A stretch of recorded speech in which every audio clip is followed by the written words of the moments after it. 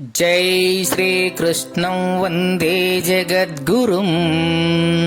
భగవద్గీత మకరందము 15వ అధ్యాయము పురుషోత్తమ ప్రాప్తి యోగము.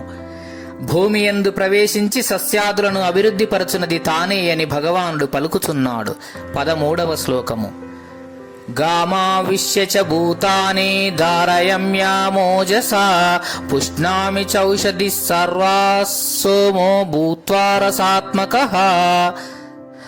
మరియు నేను భూమిని ప్రవేశించి శక్తి చేత సమస్త ప్రాణికోట్లను ధరించుచున్నాను, నిలుపుచున్నాను. రజస్వరూపుడగు చంద్రుడనై సస్యములన్నింటినీ పోషించుచున్నాను. ధారయామి ఓజసా అని చెప్పుట వలన జగత్తునందలి సమస్త పదార్థములకును ప్రాణికోట్లకును శక్తిని, సామర్థ్యమును, బలమును ఒసంగునది ఆ పరాత్పరుడే అని తెలియచున్నది.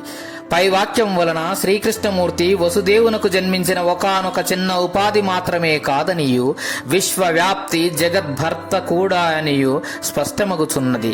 మరియు సస్యములను అభివృద్ధిపరుచున్నది తానే అని చెప్పుటచే జీవులు భుజించు ఆహారము సాక్షాత్ పరమాత్మ వలనే సంభవించుచున్నదనియు తెలియచున్నది. కావున ఆహారమును భుజించినప్పుడు ఈ అన్నమో ఎవరి వలన వచ్చినది అని ఆలోచించి అన్నస్రష్ట అన్నదాతయగు ఆ సర్వేశ్వరునకు సర్వులను కృతజ్ఞత చూపవలసి ఉన్నారు. మనుజుడు తాను ఆహారమును భుజించుటకు ముందు దానిని ఆ దేవదేవునకు సమర్పించి తదుపరి దైవభావముతో దానిని భుజించవలెను. సస్యములను భగవానుడు పోషించనిచో జనులకు అన్నము దొరకదు. సూర్యచంద్రాగ్నులకు ప్రకాశమివ్వనిచో లోకం అంధకావృతమై ఉండును. కాబట్టి ఎన్నియో అనుకూలములు చేసి ప్రాణులను భరించుచున్న ఆ జగద్ధాత్రికి మనుజులు సదా కృతజ్ఞులై వర్తించవలెను. సర్వకార్యములందును అతన్ని స్మరించుచు కీర్తించుచు నుండవలెను. భగవానుడే ప్రకారముగా ప్రజలకు మేలు నర్చుచున్నాడు. భూమి యందు ప్రవేశించి బలముచే సమస్త ప్రాణులను భరించుచున్నాడు. చంద్రుడై సస్యములన్నింటినీ పోషించుచున్నాడు. కావున జీవుడు ఏమీ చేయవలెను? అతనికి కృతజ్ఞులై వర్తించుచు సంకీర్తన జప పూజాదులచే నిరంతరం అతన్ని స్మరించుచుండవలెను. జీవులు భుజించు ఆహారమును తానే పచనమునర్చుచున్నానని భగవానుడు చెప్పుచున్నాడు. భగవద్గీత మకరందము 15వ అధ్యాయము పురుషోత్తమ ప్రాప్తి యోగము 14వ శ్లోకము.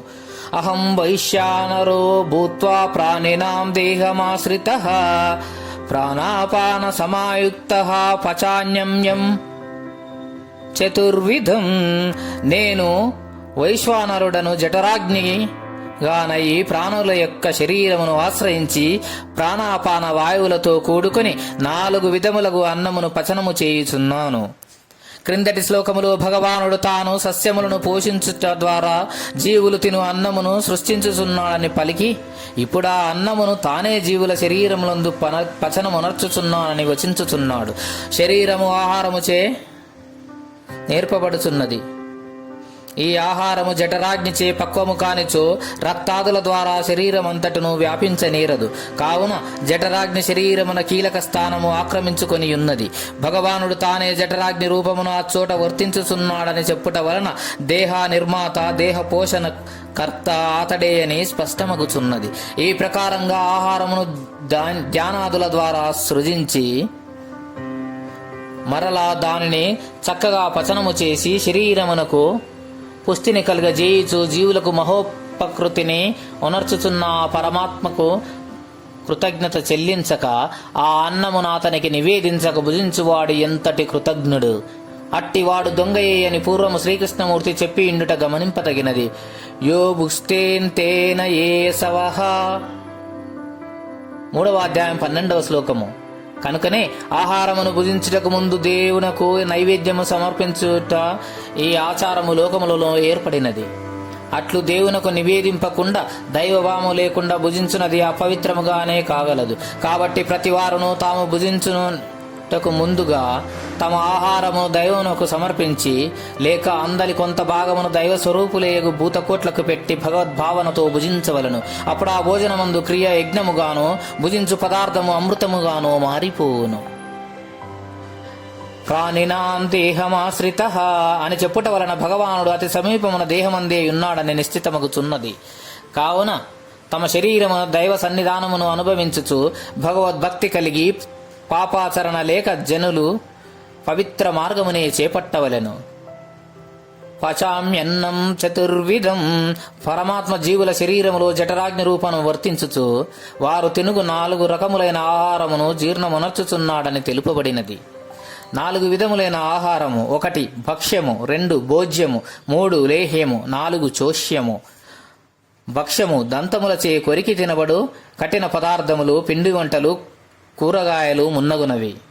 భోజ్యము నాలుకచే చప్పరించి మృంగబడు మెత్తటి వస్తువులకు అన్నము మొదలైనవి.